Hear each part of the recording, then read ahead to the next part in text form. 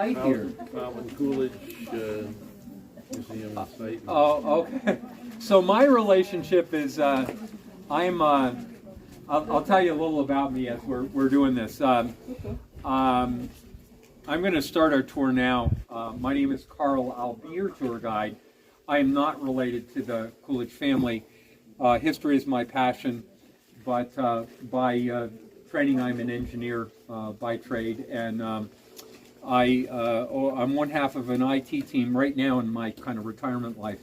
One half of an IT team that oversees IT for a large lumber company, hardware store chain in Vermont.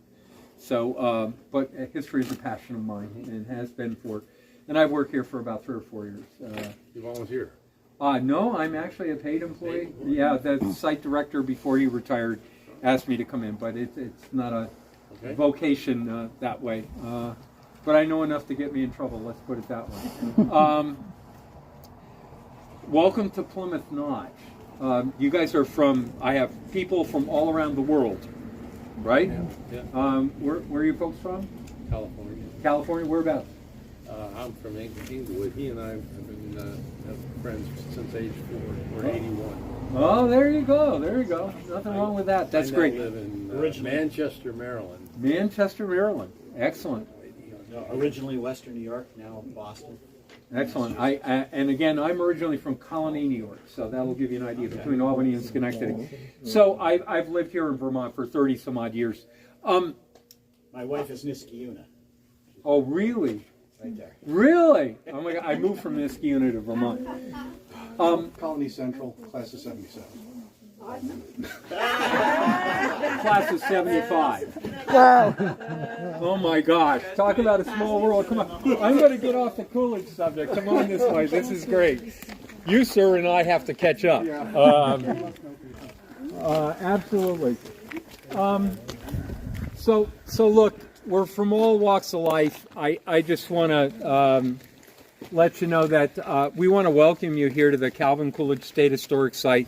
This is a village, one of 23 villages that existed at the time that Calvin Coolidge was born, and it's been frozen in time when he was alive. There are only 3 of those villages that exist today. Plymouth Notch that you're in. There's also Plymouth Union, which is up over the hill, and then Tyson, which is down the road a ways. You said they've been preserved in the 1920s? Yeah, everything here is original, and it's the best, according to the federal government, this is the best kept, historically kept presidential site in the United States. Okay? You walk into any one of the buildings that we have here, and you won't see, well, this used to be somebody's bedroom, but now it's a 1920s exhibit on this and that, and the office is here. No. Everything's exactly the way it was at that point in time. Calvin would know everything. He'd know the Florence Silly store right here. This store was, she was the proprietor of the store. The sign is the same sign when Calvin was sworn into office in 1923. She purchased this place from Calvin's father, okay, in 1917 for $800. She passed away in 1945. She didn't have any kids, but relatives of hers acquired the place, and this was the last building the state of Vermont was able to acquire. The first building that we were able to acquire is this building right here. We acquired this in 1947. It is was a stagecoach inn. It in the 1830s, it was acquired very quickly by about 1840 by a Hiram and Abigail Moore. They were a Puritan background, Puritan stock. They very quickly got rid of the stagecoach inn, that dubious activity of a tavern. And they decided to have a farm and raise a family. They had 5 kids, okay?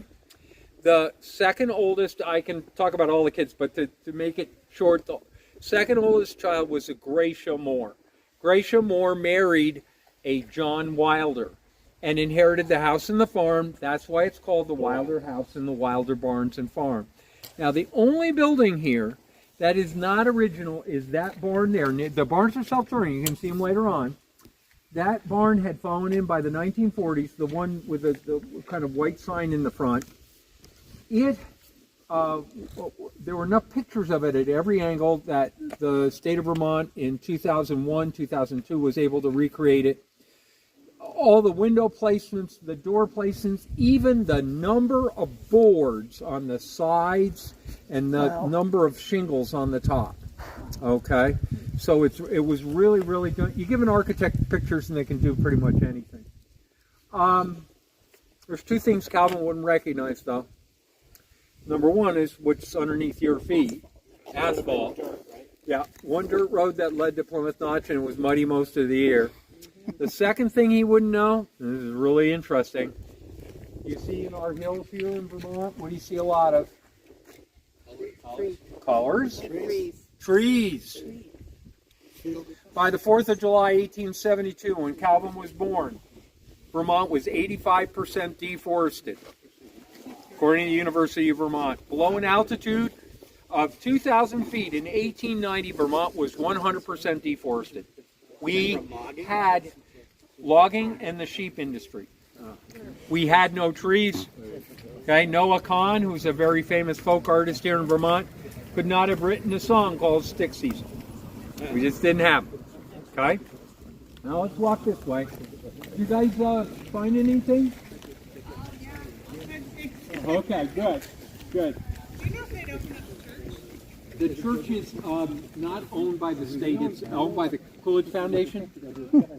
This building here is where Gracia Moore was. She had two other sisters and two brothers. One of the sisters, the youngest sister, her name was Victoria Josephine Moore. Okay?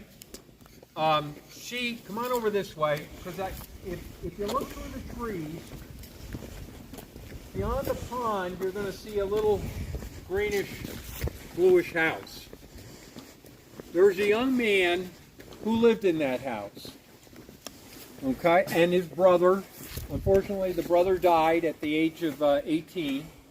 That's Galusha's house. Everybody knows a Galush, right? Yeah. Galush is not a common name in the United States, of course. And his first name was Calvin Galusha Coolidge. He had two boys. One boy was Julius Caesar, not the one from the Ides of March. Okay. Yes, that's right. And the other one was John Coolidge. John Coolidge really, how do I say this, really liked Gracia's sister, Victoria Josephine Moore. Okay? Really liked her. Enough to marry her. And in 1878, he marries Victoria Josephine Moore. John Coolidge does. At the same time, he also leases a small house that was built about the time that house was, in a single-story building that was, I can't say for sure, but I believe it was empty. Okay? The reason I believe it was empty is because of a newspaper article that I read from Bellows Falls in 1868 that said, John Coolidge has opened a store in the Notch. 2 paragraphs above, it says a different person had taken over the business of another store. So it implies that he actually started a store at that point in time. Okay, so now we know that he started this store. He's leasing this place for $40 a year, store and the house. He marries Victoria Josephine Moore, and together she moves out of this grand house. He moves out of that grand farmhouse there, and together they move into this little place. Yes, we still call it downsizing, okay? 4 years later, they have their first child. His name, John Calvin Coolidge Jr. They quickly dropped the John. This is where our president was born on the 4th of July. Yeah.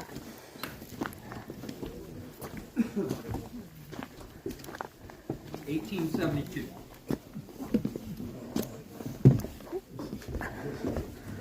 Wow. His 150th birthday. Yes. Wow. So everything in here was provided by the Coolidge family. All of the items that have cataloged, everything I've read here was part of the Coolidge family, part of the inventory when Calvin was born. Okay. The oldest item here in the building, this little place, is that red secretary's desk that you see right there. It was brought here by Captain John Coolidge, who was Calvin's great-great-grandfather. He was in the Revolutionary War on a campaign in the Lake George area, and traveling back through with a number of other soldiers, and fell in love with this area for farming, which was called Salt Ash. It became Plymouth after that. When he died, he left his 5 kids, his 5 children, 5 farms or 5 parcels of land, one of which was the farm over there that Galusha has. Okay? So now you can get an idea. Now, Calvin was born here the 4th of July, 1872. There are some pictures in here that I do want to talk about because they tell part of the story. Now, one thing I think I may have mentioned before, or maybe I didn't. The one thing I won't do is I won't talk about, I'm not going to tell you who to vote for or what political party to belong to. That's just not what I do. But I am going to tell you about some of the core values that Calvin had. Each item here really, in many ways, tells a story. The one thing that, anybody here like cats? Do you like cats? See the picture against the wall there? Cats? Anybody here like kids? Cats and kids? Okay, there we go. There are children against the walls. Both of those tell a story. See, John Coolidge would try to buy his goods in Boston because he wanted to, for the store, if you went to Boston, you could get, I could buy them cheaper than I could in Ludlow or some other place. So I go to Boston and buy goods. So what did you normally do? You got on a train and then you took the train to Boston, and then you stayed overnight, and the next day you went and you conducted your business, and then you would go to the hotel room and stay overnight, and the next day you get back on the train and come back here. Not John Coolidge. John was very frugal. Every penny counted because it was his store, and he really, really, really said, I don't have to do it this way. I'm going to save some money. So what he'd do is he'd get on the night train in Ludlow. The night train was cheaper, and he would sleep on the train. He wouldn't get a sleeper car. He'd sleep on the train. He'd get into Boston. He would do his business of transacting, and he would buy, for instance, spices from the Woolsey Spice Company. Okay? And then what he'd do? He'd get back on the night train and come back here. He didn't have to get a hotel room. He got less expensive gifts, and he saved a whole day's worth of travel. That rubbed off onto Calvin. If you can do something to save money and it's practical, well, go ahead and do it.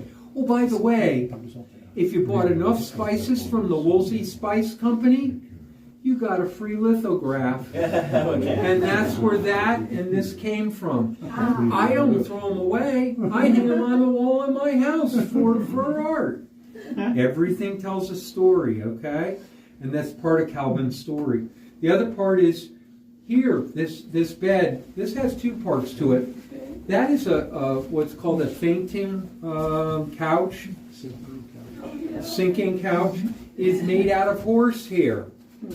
When you didn't kill a horse to get the hair, okay? When you trimmed the mane, you took the hair and you were able to stuff a chair out of horsehair. That's a very common thing.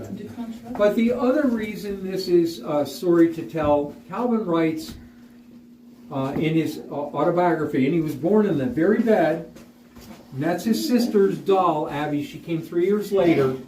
Abby never remembered a day in her life where mother was ever well. By the time Calvin was 4 and Abby was 1, their mother was known to be consumptive. She had tuberculosis. That's why you'll see beds like this in many of the rooms. That quilt in there is a signature quilt.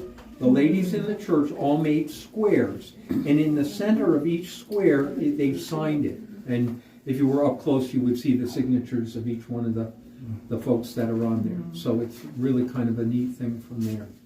No question about it. Oregon Avenue in Whiskey is where I came from.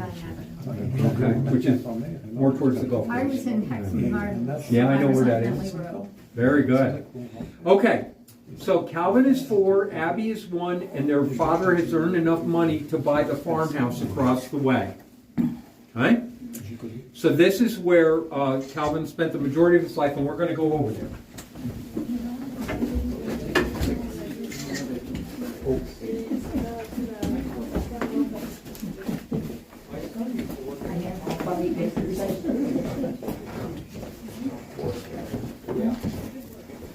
It is. Come on out. This is. I have to keep this. See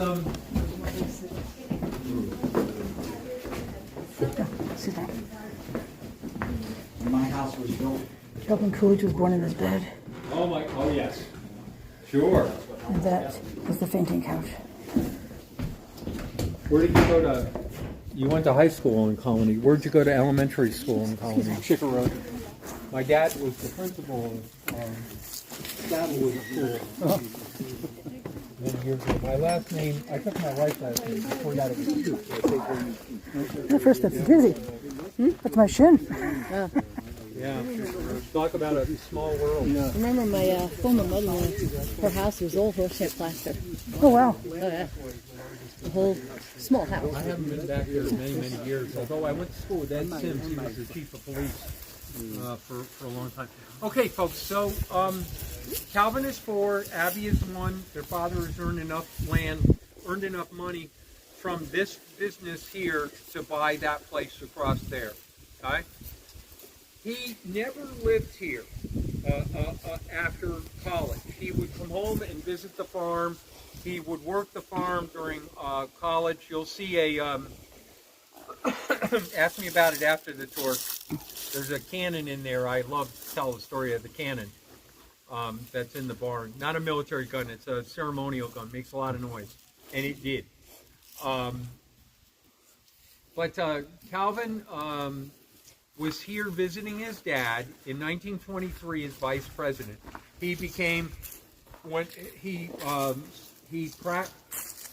read the law. In other words, he was a clerk, and then got signed off and was able to take the bar exam in Massachusetts and worked himself up through some of the local politics, became the governor of Massachusetts.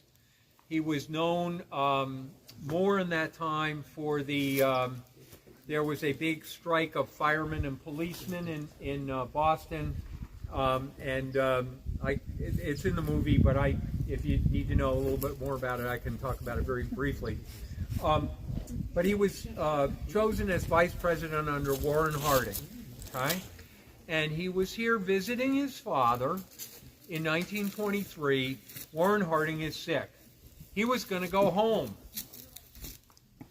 Well, he also got word that Warren Harding is now better. Well, I'll stay, and I'll still stay vacationing with my father. On August 3rd at 7 p.m. at night, Warren Harding dies in San Francisco. That's San Francisco. Now I'm going to paint the timeline now. That's 10 o'clock at night here. Oh, what am I going to... Oh, poor Warren Harding. I'm going to text Calvin, right? No. I'm going to call Calvin, right? No. telegrams yet? Telegram, telephone, because the telephone offices and the telegram, they weren't all hooked up. One went to the other, was like the, relay.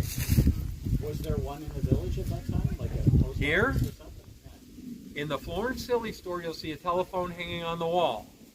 By the time the telegraph got to the Bridgewater Telephone Company, which is about 10 miles that direction, she called the Florence Silly store, the wife of the telephone company. Nobody answers. It's midnight. So what does she do? Like a good person in business with her husband, kicks him out of bed and says, "Here, you got to deliver the telegram. Calvin is now president." And I'm going to guess he probably had a Model 4T truck or car.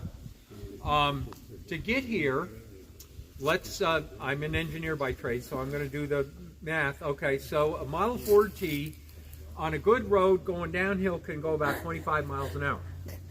It is about 10 miles, 11 miles from Bridgewater to here on a good road. 10 miles, nautical miles. On a good road, a Model 4T could go about 14 miles an hour on a good road. They weren't good roads. So it was way more than, I'm sure it was more than an hour to come here. He knocks on the door of the porch that you see there. Bang, bang, bang, bang, bang. Nobody answers. Bang, bang, bang, bang, bang. Finally, John Coolidge, who's a light sleeper, whose bedroom is downstairs. You'll see it's now depicted as the president's bedroom. That's only because we had to, because of AD, couldn't send anybody upstairs because of the stairs, ADA stuff. Anyways, John Coolidge gets the message that Calvin is now president. Warren Harding has died. He goes upstairs and in a feeble voice tells his father, or tells his son, Calvin, Warren Harding has died. That means you're president. The same time, the head of the Bridgewater Telephone Company, this guy, he's got a telephone and wire with him. There are telephone poles along this side. He finds the closest one here, strings the wire from the telephone line, in through the porch of the kitchen and hooks it up to a telephone for the now president to make arrangements to go back to Washington. You're going to see all of that. You're going to see the room where Calvin was sworn in as the 30th president by his dad. Okay, the law says you must be sworn in right away. You have no choice. And I'll go back to Washington, be sworn in by the Chief Justice. No. His dad was a notary public. We believe he has enough authority, and he's sworn in by his father. You'll see in that oath of office room, you'll see the notary public seal. You'll see everything exactly the way it was, because the live-in housekeeper, Aurora Pierce, she saved everything. Wow. There were when we got the place in 1956, John Coolidge gave it to us after she died, and in 1957 we opened it up to the public. And Aurora Pierce made you toe the line. You lived in that house. You had a job to do. By God, you do that job. I don't care if you're vice president. Fill that wood box. By the way, Aurora Pierce, if you go into the store after the tour's over with, if I got enough time, I'll show you the book. Return to These Hills. There's a picture of Aurora Pierce. She looks just like Granny Clampett from the Beverly Hillbillies. Okay? There we go. Come on in. You guys!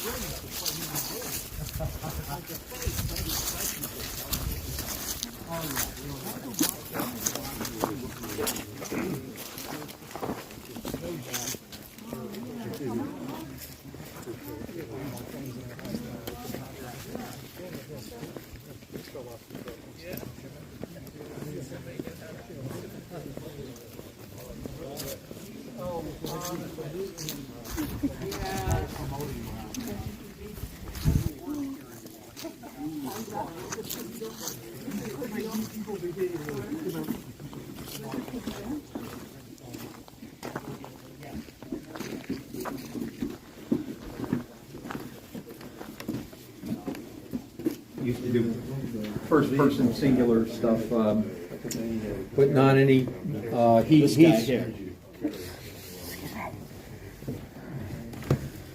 That's the reenactor that's from he's in our area. Oh, very good.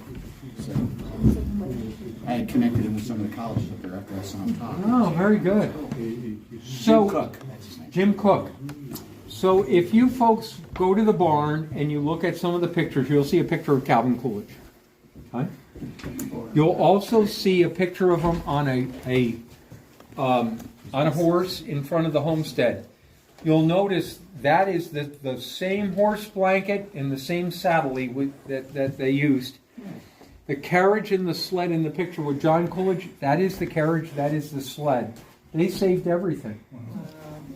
Aurora Pierce saved everything. They found burlap bags of birch bark to light the stoves when she passed in 1956, which is really kind of neat.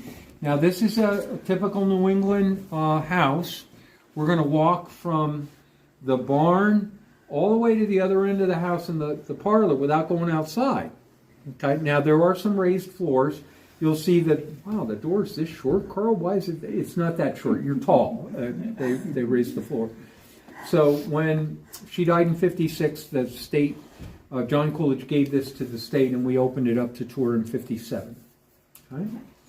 So we're going to walk in. We're going to walk into the shed bedroom.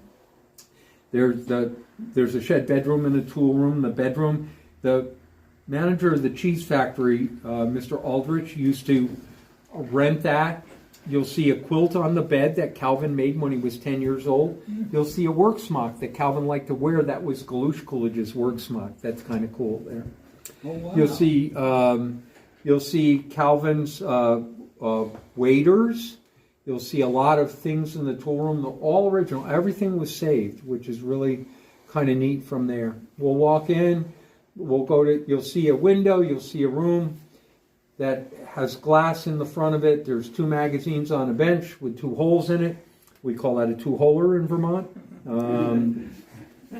The privy, but it's got glass in the door. It's a not so privy. As I like to say, I'm just going to close this here a little bit, and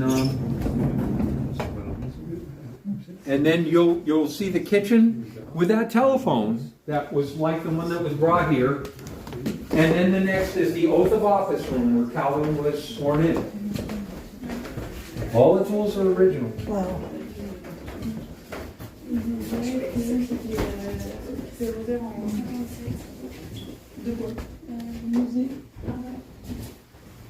Calvin's fishing boots are right there. This is with the woodshed. Now you can see the door here is short. It's not, we're tall. We're on a raised floor.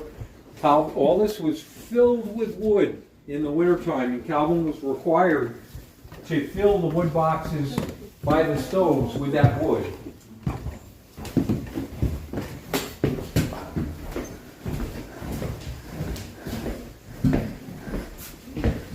That's a not so privy.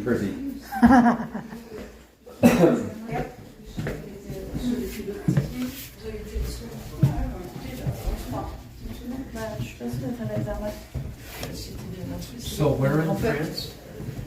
In Lyon. Lyon? Yes. Oh, so you're down south. Yes. Yes, I've only traveled Brittany, Rennes, Orléans. I've been to the middle part. Yeah, but not in the south. Chamonix, Chambord. I've been to many, and then out west to Reims. Reims? Yeah, Yeah. and Verdun. We had relatives from the Great War on my grandfather's side, both sides, who died, and we were able to see the graves. Yeah, there's a nice place in Verdun. It's really I well have, kept. There is a volunteer organization in France during World War I, before the United States came in, called Escadrille Lafayette. Lafayette Escadrille. They would fly airplanes, and I had a relative who died that way. So yeah.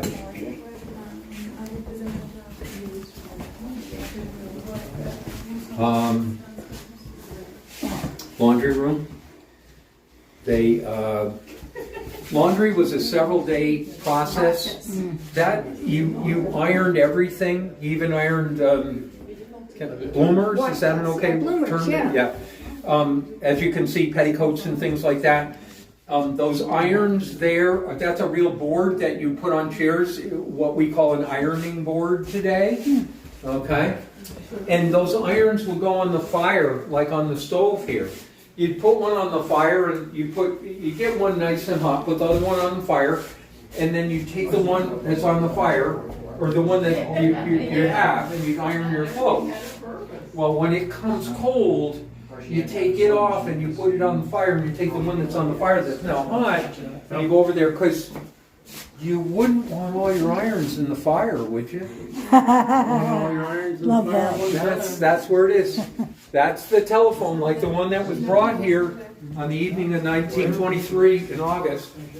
Where's the telephone? Right on the chair. John Coolidge was asked, where do you want to put the telephone? John said, it's not going to be here long. And as soon as the president left that morning at 7 o'clock in the morning to go back to Washington, took that thing in, he ripped it out and put it on the porch. He didn't like telephones or electricity. That's where Calvin was sworn in. On August 3rd, 2:47 in the morning. Everything is original. Well.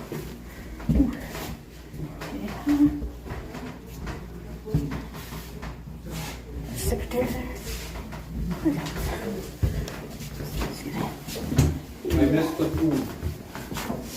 There's one food there. So my son and Pauline, his girlfriend, brought me some fromage, cheese. Yes, but they sealed it so you couldn't smell in the plane. And Roquefort.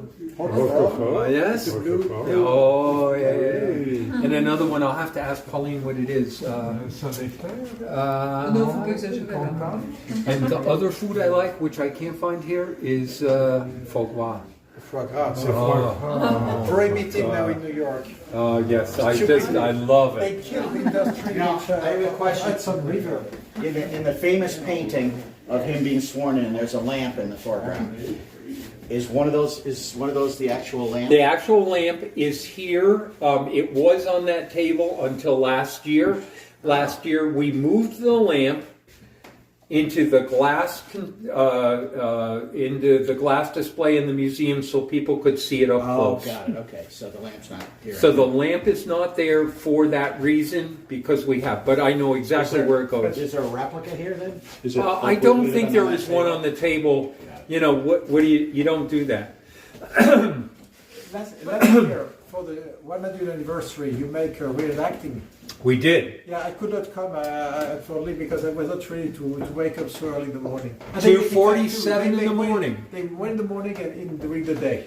I was here during the day, but not during the morning. Yeah, like me, There were not 300 people, 300 or 400 people here at 2:47 in the morning. a friend of mine was there. You get a front row seat. Said, no, thanks for the invitation. The next day, no.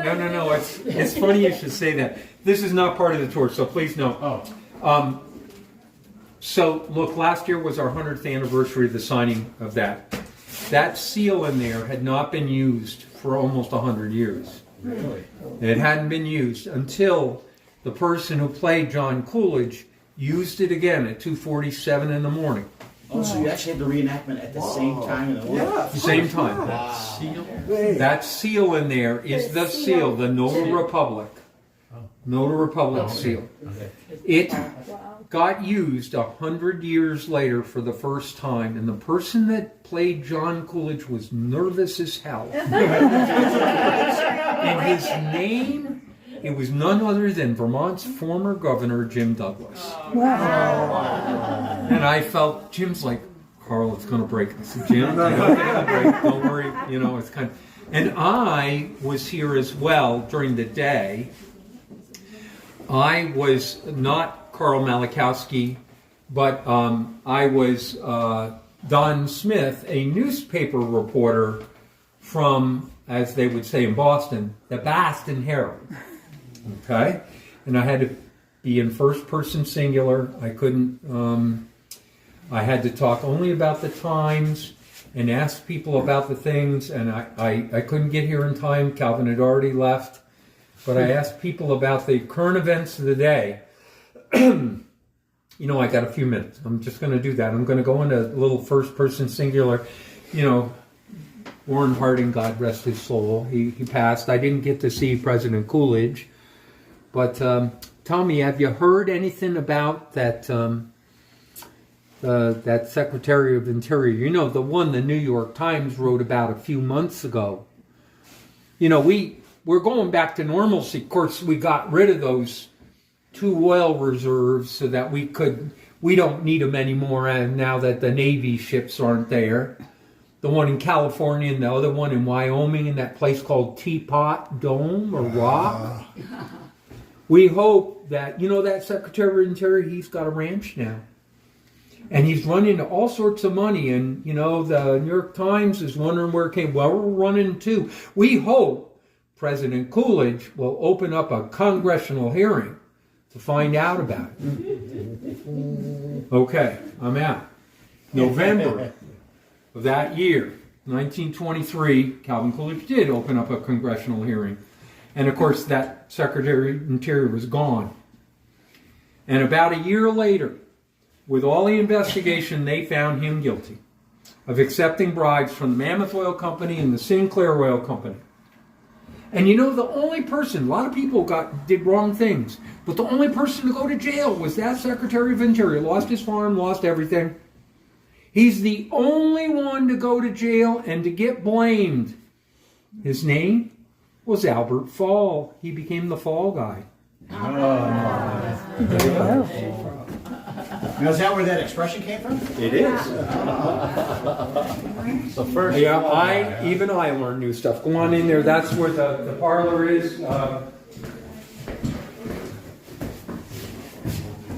I hope I didn't take too much of your time on something that's relevant, but not part of it. Very interesting. It is. The fall guy. The first fall guy. Look at that piano, man. I heard But you that look up, doesn't sound much. on the, you know, when I looked at that and I saw that. That's amazing. Isn't that beautiful? Oh, wow. That is cool. I didn't know that, you know? I've never heard that. All relevant to Calvin's time and part of Calvin's history. But you'd never know that. I didn't know. I mean, I thought that was fascinating. Who doesn't love some sayings anyway? What's that? Who doesn't love learning about sayings? I have more things that sometimes I talk about, but I get in trouble if I go too off kilter here on some of the stuff that we, you know. It can extend the time. Oh yeah, I can't do that. I'm wondering, did Just Coolidge... take the rock out when you're last person out. Now, did Calvin Coolidge go? Did he stay after work, or you go right back to bed?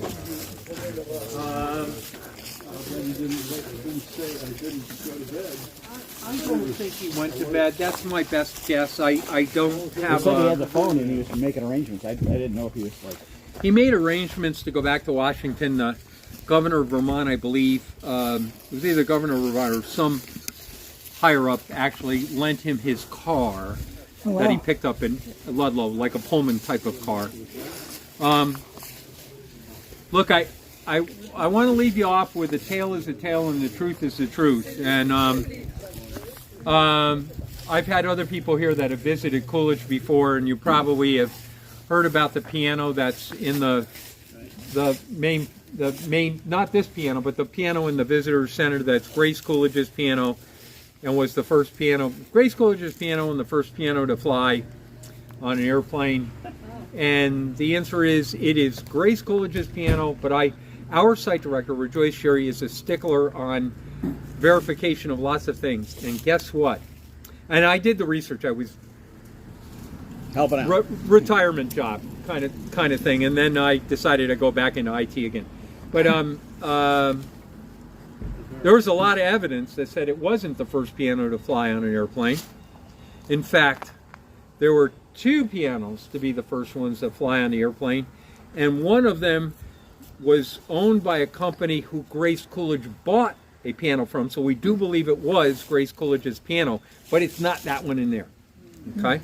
So it's very important that I provide you with accurate information. a little of a story. It's not very true. As long as it's fun. Okay, as long as it's fun. Well, very good. So I was hoping he would just go back to bed. That's why I asked. here's something that is another tale. The vice president was at a dinner party, and a young lady came up to him and said, "Mr. Vice President, I bet you I can get you to say more than 3 words." And his response was, "You lose."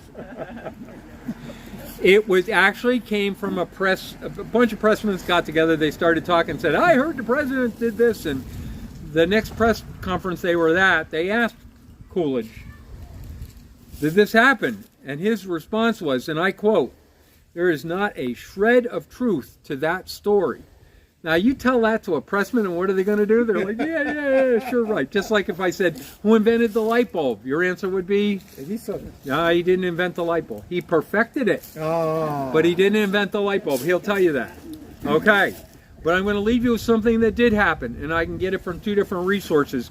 And this really epitomizes Calvin. In the United States of America, the Vice President oversees what body of government? The Senate.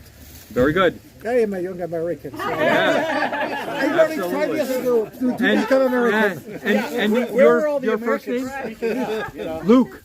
And for those who are in the United States or not in the United States, like Luke and I, all senators live harmoniously, arm in arm, hand in hand. Oh, right. Yeah, right, Carl. Yeah. Of course. Yeah. That's why the vice president has to cast the deciding vote. Well, in Calvin's They get day, they also- fought like cats and dogs, too. And he writes that the Senate is in session. 2 senators are in contentious debate. That means they're fighting over an issue. Doesn't say what parties, doesn't say what issue. They're just fighting. And one senator looks at the other senator, crimson face, shakes his finger and says, "Go to hell!" The senator on the receiving end, as Calvin would say, looked up to me and said, he just told me to go to hell. What are you going to do about it? Calvin said, "Well," I thought, and then I casually paged through the book, meaning the Senate rule book. And his response was, "Well, there's nothing here I can find that tells me he can't tell you that, sir. However, I'm familiar with the Constitution, the laws of this land, and you, sir, are not required to go there." That's Calvin. So thank you guys. You're awesome. And if you want to see a picture of Aurora Pierce, I can grab the book and show it to you.